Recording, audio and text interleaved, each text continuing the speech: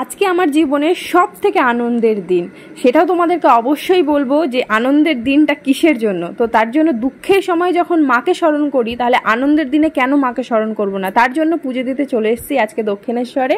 তো সেদিন হচ্ছে সোমবার, আর আমরা সকাল সকালই এসেছিলাম, আসার চেষ্টা করেছিলাম 9টার সময়, এদিকে আমরা এসে পৌঁছেছি। কিন্তু আরও সকালে আসলে হয়তো ভালো হতো, কিন্তু এসে যা দেখছিলাম মারাত্মক ভিড়। মানে বিপত্তারিণী পুজোর দিনে মানে এত ভিড় ছিল না যতটা ভিড় এই আজকে হয়েছিল। আমার তো দেখে পুরো মাথা খারাপ। আর লাইন ছিল পুরো লঞ্চ ঘাট অব্দি লাইন চলে গিয়েছিল। তো যাই হোক, ওখানে তো ফোন নিয়ে যেতে দেয়নি, মানে ফোন তো নিয়ে যাওয়া যায় না, জমা রেখে যেতে হয়, তার জন্য তোমাদেরকে আর কিছু দেখাতে পারিনি। তো যাই হোক, এখানে চলে এসেছি গঙ্গার ঘাটে, এখানে হাত পা ধোবো। তো যে গঙ্গার এইদিকে নামবো গঙ্গাতে, সেই মানে জায়গাটুকুনো নেই। গঙ্গার ওইখানে এতটা ভিড়, জলে যে গিয়ে হাত পা ধোবো। তো যাই হোক, সাইড কাটিয়ে গিয়ে হাত পাটা তো ধুয়েছি। ধোয়ার পর তারপরে ওখানে ফোন জমা দেওয়ার জন্য মানে আমার বর দাঁড়িয়েছিল, আর আমি ওখানে গিয়ে লাইনে আগেই দাঁড়িয়ে গেছিলাম। তো আমরা পুজো দিতে ঢুকেছিলাম 10:30টার সময়, আর বেরিয়েছি হচ্ছে 3টের সময়। বিশ্বাস করবে না, আমার অবস্থা খুব খারাপ হয়ে গেছিলো। মানে এত গরম, বৃষ্টি হয়েছে সকালবেলা থেকে, বৃষ্টি হয়েছে, তবুও গরমটা কিন্তু যায়নি, একটা ভ্যাপসানি গরম ছিল ভেতরে। তো যাই হোক, ওখানে পুজো টুজো দিয়ে 3টের সময় পুরো বেরিয়েছি।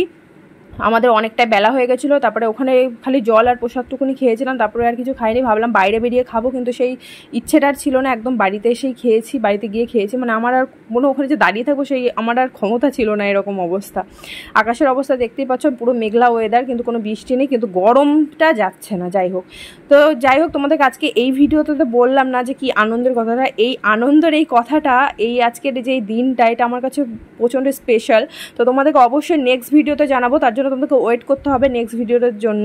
আর নেক্সট ভিডিওটা আসছে খুব শীঘ্রই, ইউনিক একটা ভিডিও, যেটা আমার কাছে তো ইউনিক, আমি জানি না তোমাদের কিরকম লাগবে। তো অবশ্যই সেই ভিডিও নিয়ে আসছি খুব তাড়াতাড়ি। আর এখানে চলে এসেছি দেখো স্কাই ওয়ার্ল্ডের ওপরে, যেখানে সব খেলনা টেলনা প্রচুর কিছু আছে। সেখানে ছেলে তো খেলনা দেবেন এমন তো হয় না, যেখানে খেলনা সেখানে ছেলে আছে। তো যাই হোক, এখান থেকে ও 2-3টে খেলনা কিনে নিয়েছে। তো তারপরে ওর পছন্দই হচ্ছে না, এটা হাতে নিচ্ছে ওটা হাতে নিচ্ছে, বাচ্চাদের যেরকম হয় আর কি। প্রচুর খেলনা দেখলে, আমরাই প্রচুর জিনিস দেখলে কনফিউজ হয়ে যায় যে কোনটা থুয়ে কোনটা নেব।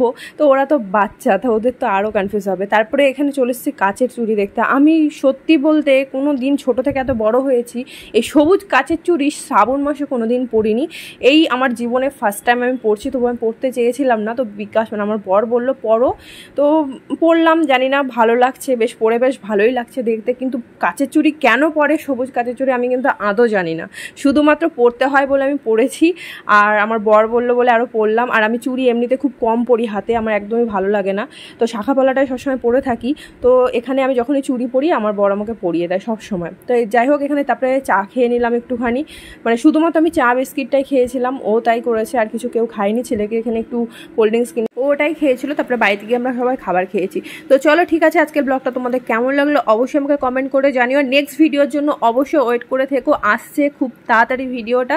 তো চলো টাটা বাই বাই, দেখা হচ্ছে নেক্সট ভিডিওতে তোমাদের সাথে। ভালো থেকো, সুস্থ থেকো, আর এইভাবে আমার ব্লগ দেখতে থেকো।